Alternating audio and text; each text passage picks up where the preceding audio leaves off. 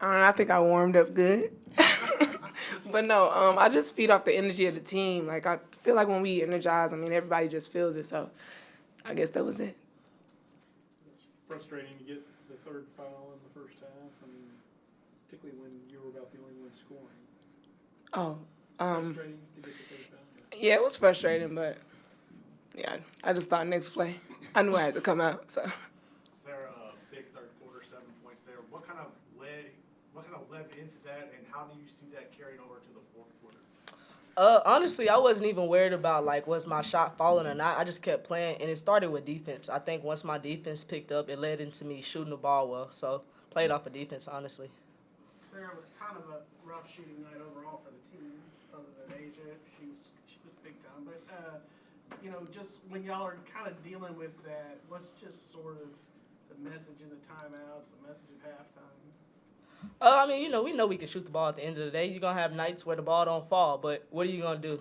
We got stops on defense. We played in transition. We played through Asia. So I mean, we're gonna get in the gym at the end of the day and put up shots. And next game we'll hit shots. I got nothing but faith in us that we'll knock down shots. Was it good to hit that first three? It seemed like it was y'all were 0 for 8 in the first half. I felt real good. I was like, as soon as it came out of my hand, I felt like it was going in. Every shot I took, honestly, I was like, it's going in. So when that one went in, I was like, all right, the next one going in for sure. Asia, you had a little breakaway. Jaden, I think, got a steal and threw it ahead to you. I mean, you like getting some easy buckets like that. Yeah, I just got to run the floor. If I run the floor hard, I know that they got me. So it's just like, yeah, run the floor. Big Asia. Sarah. Sarah, Nikki said that she's looking upon you to kind of transition from turning into a Batman, yet she said you weren't even a Robin last year. What's that transition been like for you? I think it's a hard transition a little bit, but with the people I have behind me, they push me to be better each and every day. They make my job easier because they look for me to be that leader on the floor. And when you got people on the floor with you that have confidence in you, it makes it nothing but easy for you, and it makes you have confidence in yourself. So I think with my sisters and my coaching staff, I'm following into that role well. Yeah, she does. I want to just say something. Yeah, Say does a really good job. Like, she has taken over that role. Like, that's somebody I look to and be like, okay, like, I know if she's taking over and she got it, like, we all got it. So it's just somebody we look to, especially when we make a mistake or when we down to something like that. So she's taking on that role very good, in my opinion. I appreciate She's that. Batman. Are you Robin? That's my Robin. Hey, you saw it tonight. That's my Robin right there. That's my Robin, Yeah. Asia, what's just your mindset as a rebounder? Last game I didn't do good. Like, I didn't play to my standard personally, but I don't know. I just go get that orange thing, got that orange thing. That's what I think about it. Just being relentless. Just need to continue to do that consistently. So. Thank y'all. Batman, Robin. I said this on the radio. I think if you look back at us a year ago in November with a couple all-conference post players and 6-year seniors, and we were still a hot mess against zone. I would have played us in zone a year ago in November. By February, if you want to play us in zone, we were gonna get you out of it in about 2 minutes. And so it takes time, okay? Because we got 8 new kids, and you're trying to work on offense against zone and offense against man, and you focus a little bit more on man. This team played 40 minutes of man in their first game, but we've spent 2 days, working on zone, guessing, because you're always guessing early in the season. When you look at their roster this year versus last year, very different, but they jumped into 1-3-1 last year, so we spent a little bit of time working against that. We spent the majority of our time working against the 2-3. But they played it a little different than a traditional 2-3. Like I told our post, like, they are guarding the 2 of you with 1 player, and they were guarding our 3 perimeter players with 4 players. So their guards and their forwards were really covering the perimeter, and their 5 was trying to guard the entire paint, to be quite frank. And so we just had to do a better job of finishing. I mean, Asia's played in the SEC. She's played against Aaliyah Boston and Victoria Saxton and Dre Edwards, and, the list goes on and on. She's not intimidated by catching it deep in the paint and powering up and making a play. But that's, Bugs missed some shots that she usually makes. Kendra missed shots. Erica missed shots. Erica's missed 2 weeks of practice. I'm not shocked. But I thought Erica, when she first went in the game, did a really good job of sealing the center and creating openings and then double pumping for no reason, and kind of not just playing simple basketball. Like, Jana looked like she hadn't played in 4 days or since last Thursday because, she just had no rhythm to her game.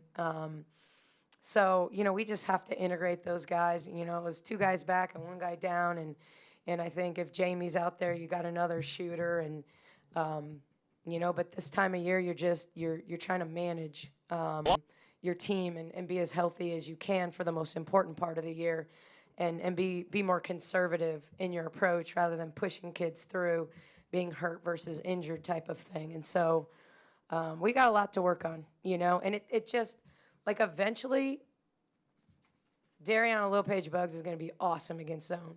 But she looked like a lost soul out there, like just didn't quite know where to go. And you've got to read holes against the zone. There's no railroad tracks, you got to read holes. And if we have Caitlin Bickle, I'm just telling you, we slice and dice that thing up because she's so good in the high post at catching, shooting the little 15-footer, reading the high-low, reading the skip pass. We just got to get better in that space, being super comfortable when we catch it there. What was the biggest difference from your perspective in the third quarter? Y'all kind of created that separation there. What went into that? Pace. We got stops and we got in transition. Jaden got a layup in transition. We played more downhill. I think that the nature of how that team plays, they ran a number of things, but they mainly ran their Princeton elbow action. And when they run it, it's not quick hitting. They're moving pieces, and then they're getting the ball to the high post, and then they're running cutters. And we did a decent job, I thought, until the fourth quarter of guarding their stuff. But you're guarding for 20 seconds on every possession, 25 seconds. And then, maybe they get called for travel, and now it's a dead ball. And now you're coming.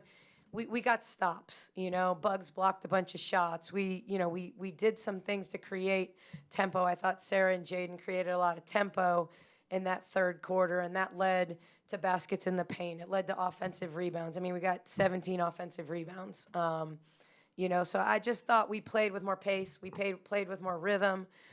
We started to understand kind of the holes, the diagonal, our guards. We started the game and our guards, like, were stuck in cement. Like, I'm not allowed to move from this spot. Bella looked like a freshman in the first quarter, and then she looked like the Bella we saw in the first game in the second half. She just was stuck in a spot. We started to attack off the bounce, then move it, get one more, things like that. So we got a lot to work on against zone, but we'll get better.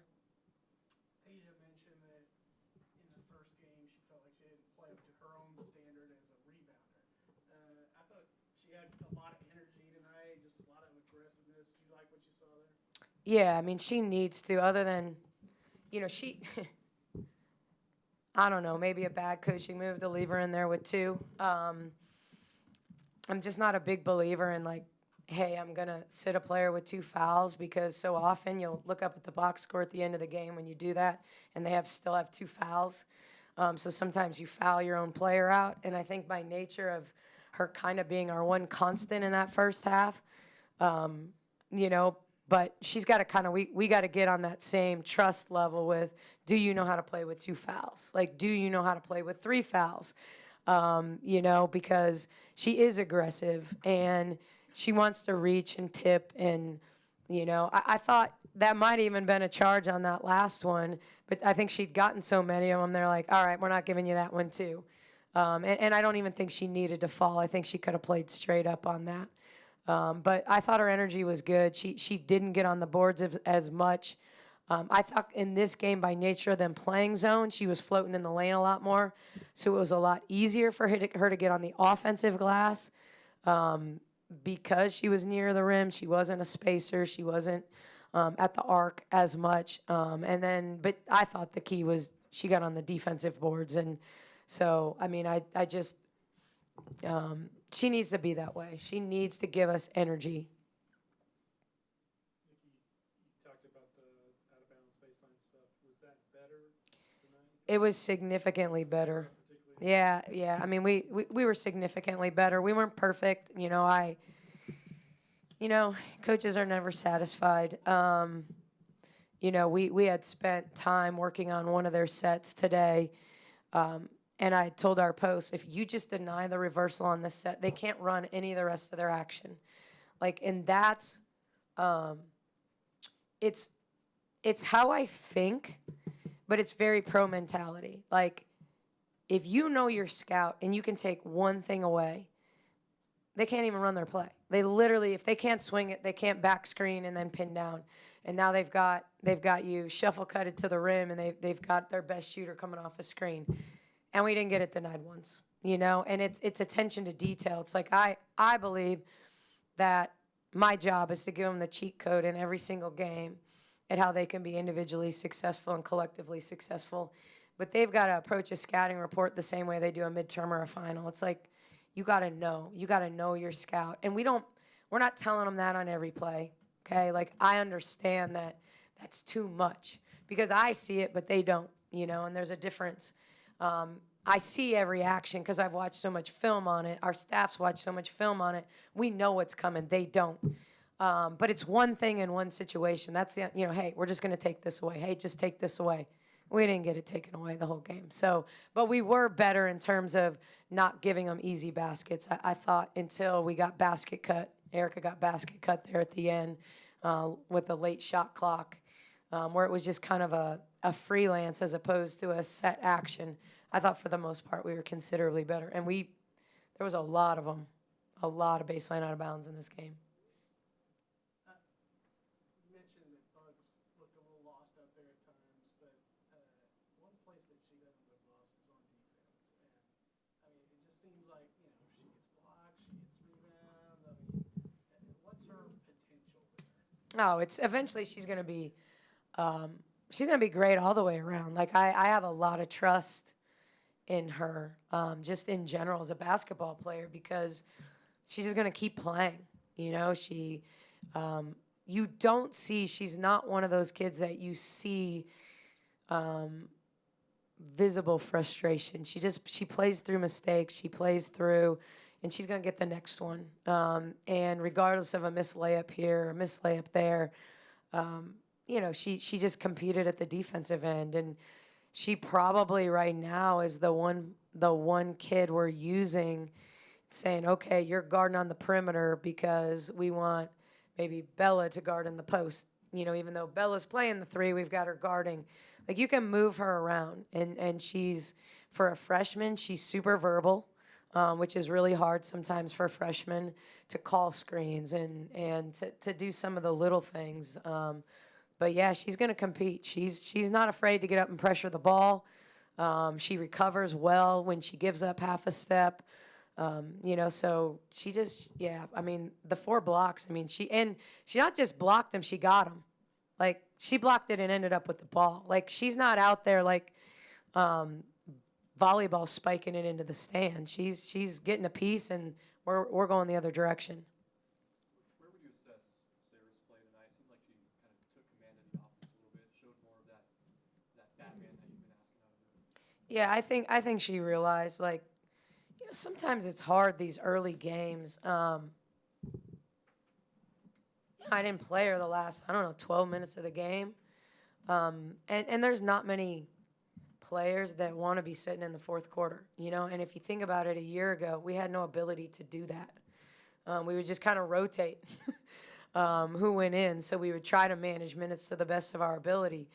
But we're in a little bit different situation with our bench this year where, when we're in those situations, it is opportunity. All you have to do is look at Paige Beckers going down, with under 2 minutes to go in a game that was, and you can never predict injuries, but you want to protect. You want to protect your players when you can. And so I think because of that, you don't get in a rhythm. And tonight she needed to handle the ball more. She needed to put the ball on the floor and get us into things. And I thought a couple times we did a good job, getting her the ball back. When she gave it up, I know Jana threw an extra to her for a 3, and those are winning plays. You know, we look at those playing good to great. Those are winning plays. A shot that Jana could have taken, but gets it to Sarah. And I thought even Sarah making the mid-range jumper just to start the third quarter. I mean, she made the first basket of the game, made the first basket of the third quarter, and stayed aggressive without just going crazy. I mean, 5 for 11, 3 steals tonight. That's what I want to see. I think Sarah's capable of defending, and we challenged her to be someone off the ball that anticipates and makes plays. You're welcome.